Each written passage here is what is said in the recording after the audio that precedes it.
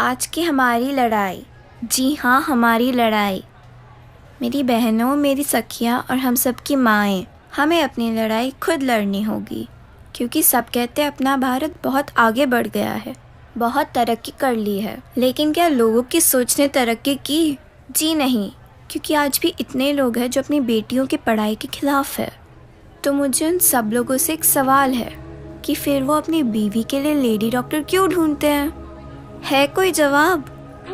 औरत की लंबी जुबान के लिए तो हर कोई शिकायत करता है, फिर कोई गूंगी लड़की से शादी करने के लिए तैयार क्यों नहीं होता? है कोई जवाब उनके पास? आज भी इतने लोग हैं जो 21 साल तक TV, sofa, bed, fridge, washing machine नहीं खरीदते। आपको पता है क्यों? मैं बताती हूँ। क्योंकि वो अपने बेटों की शादी का इंतज़ार करते हैं और हम कहते हैं अपना भारत बहुत आगे बढ़ गया है।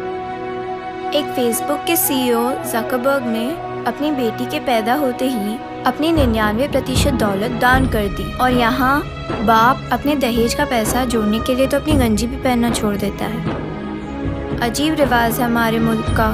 नियत आदमियों की खराब होती है और घूंघट औरतों की निकलवाते हैं, और हम कहते हैं अपना देश बहुत आगे बढ़ गया। अरे बहन बेटी को तो छोड़िए, लोग तो अपने स्वार्थ के लिए अपनी माँ को भूल जाते हैं, उनका बंटवारा कर लेते हैं। अगर मैं माँ के बलिदानों पर बात करूँ तो रात हो जाएगी, लेकिन 2 शब्द ज़रूर कहूँगी उन बेटों के लिए जिन्हें माँ का मतलब नहीं पता।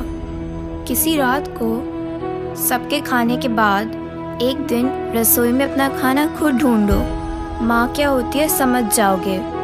माँ तो वो भगवान है जिसे बुखार भी हो जाए और उसके बेटे को पता चले तो पता है क्या कहेगी कि बेटा खाना बना रही थी ना, इसलिए गर्म हूँ।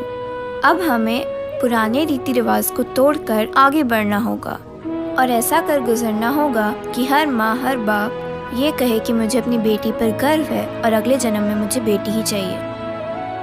And I think women are foolish to think that they are equal to men because they are far superior than men and have always been. Thank you.